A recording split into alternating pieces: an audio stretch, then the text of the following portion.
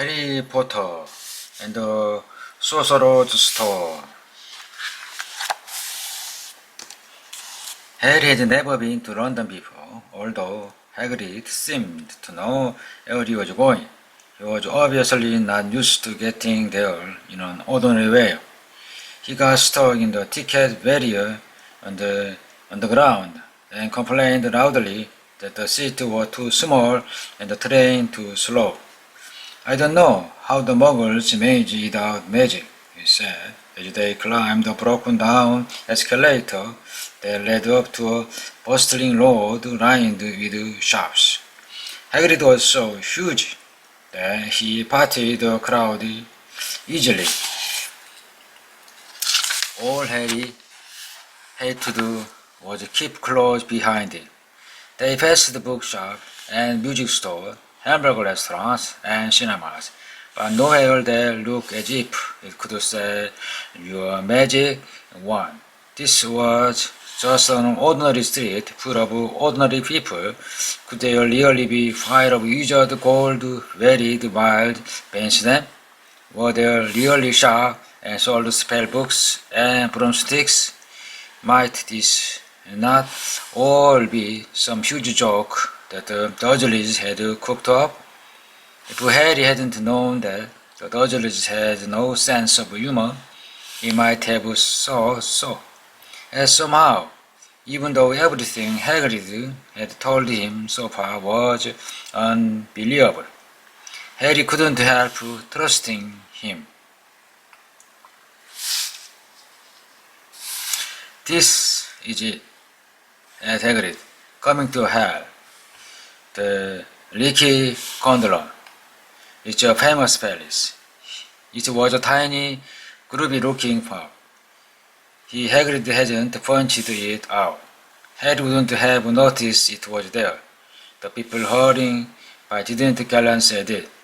Their eyes slid from a big bookshop on one side of the record shop on the other, as if they couldn't see the leaky cauldron at all. In fact, Harry had the most peculiar feeling that only he and Hagrid could see it. Before he could mention this, Hagrid had steered him inside.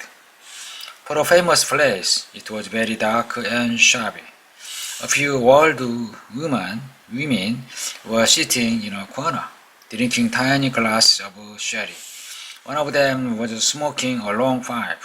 A little man in the top hat was talking to the old bartender, who was quite bald and looked like a toothless walnut. The no words of the chatter stopped when they walked in. Everyone seemed to know Hagrid. They waved and smiled at him, and the bartender reached for a glass, saying, "The usual, Hagrid?" "Can't, Tom. I'm on Hogwarts business," said Hagrid, clapping his great hand on Harry's shoulder and making Harry's knee buckle. "Good Lord," said the bartender, peering at Harry. Can this be?" The leaky cauldron had suddenly gone completely still and silent. "Bless my soul," whispered the old bartender. "Harry Potter, for an honor." He hurried out from behind the bar, rushed toward Harry and seized his hand, tears in his eyes. "Welcome back, Mr. Potter, welcome back." Harry didn't know what to say. Everyone was looking at him. The old woman with the pipe was puffing on it without realizing it had gone out. Hagrid was beaming. Then there was a great scraping of chairs, and the next moment Harry found himself shaking hands with everyone in the leaky cauldron. "Boris Crackpot, Mr. Potter, can't believe I am meeting you at last. So proud, Mr. Potter. I'm just so proud. Always want to shake your hand. I'm all of a flutter." "Delighted, Mr. Potter. Just can't tell you. Diggle's the name. Daedalus Diggle." "I've seen you before," said Alice, as Daedalus Diggle's top hat fell off in his excitement. You bowed to me once in a shop. You remembered, cried that last digger, looking around at everyone. Did you hear that? He remembers me. Harry shook hands again and again. Doris Checkford kept coming back for more. A pale young man made his way forward, very nervously. One of his eyes was twitching. Professor Quirrell, said Hagrid. Harry, Professor Quirrell will be one of your teachers at Hogwarts. Potter, stammered Professor Quirrell, grasping Harry's hand. Can't tell you how pleased I am to meet you. So what of magic do you teach, Professor Quirrell? Defense against the dark art, muttered Professor Quirrell, as though he'd rather not think about it. Not that you need it. Potter, he laughed nervously. You'll be getting all your equipment, I suppose.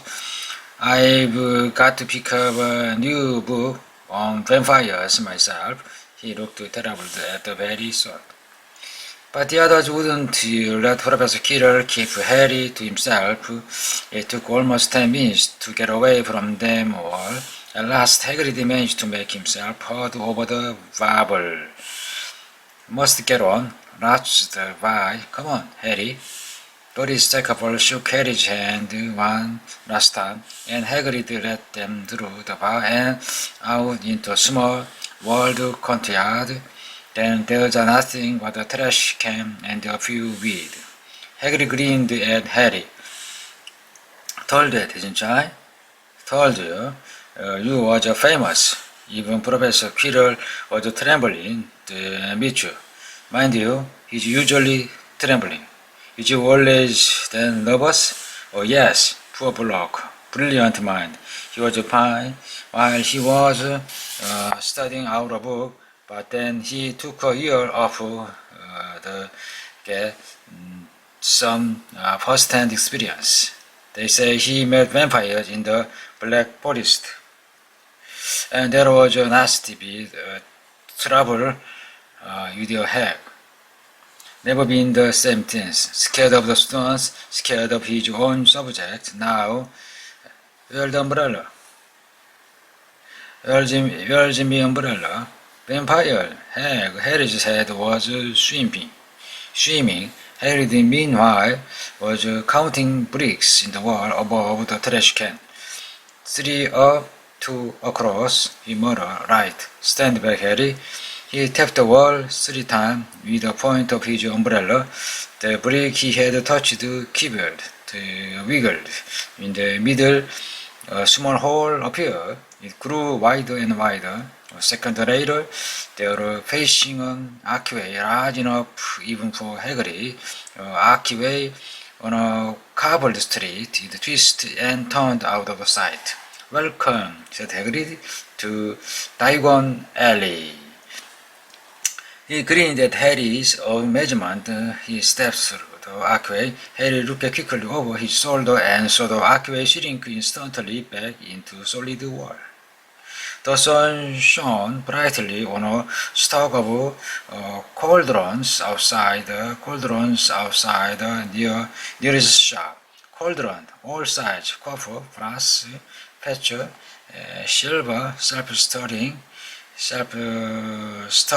collapsible, said a sign hanging over them. Yeah, you'll be needing one, said Hagrid, but we got get your money first. Harry wished he had about 8 more eyes. He turned his head in every direction as they walked up the street, trying to look at everything at once, the shops, the thing outside them, the people doing their shopping, a plump woman outside the answer secretary was shaking her head as they passed, saying, Dragon liver, 16 thicker an ounce, they are mad. A low soft hooting came from a dark shop. It was a sign saying, I love all Emporium, Tony, Screech, Brown, and Snowy. Several boys about has their nose pressed against the window with broomsticks in it. Look, Harry heard one of them say, the new Nimbus 2000, best ever. There are sharp-selling novel, robots, sharp-selling telescope, and strange silver instrument Harry had never seen before. Windows stacked with barrels of bat splints and wheels eye, tottering pile of spell books, quills, and rolls of parchment, a potion barrel, globe of the moon. Jingot, said Hagrid. They had reached a snowy white building that towered over the other little shops. Standing beside its burnished bronze doors, wearing a uniform of scarlet and gold, was, "Yeah, that's your goblin," said Hagrid quietly as they walking up the white stone steps toward him. The goblin was about a head shorter than Harry. He had a swarthy, clover face, a punched beard, and Harry noticed very long fingers and feet.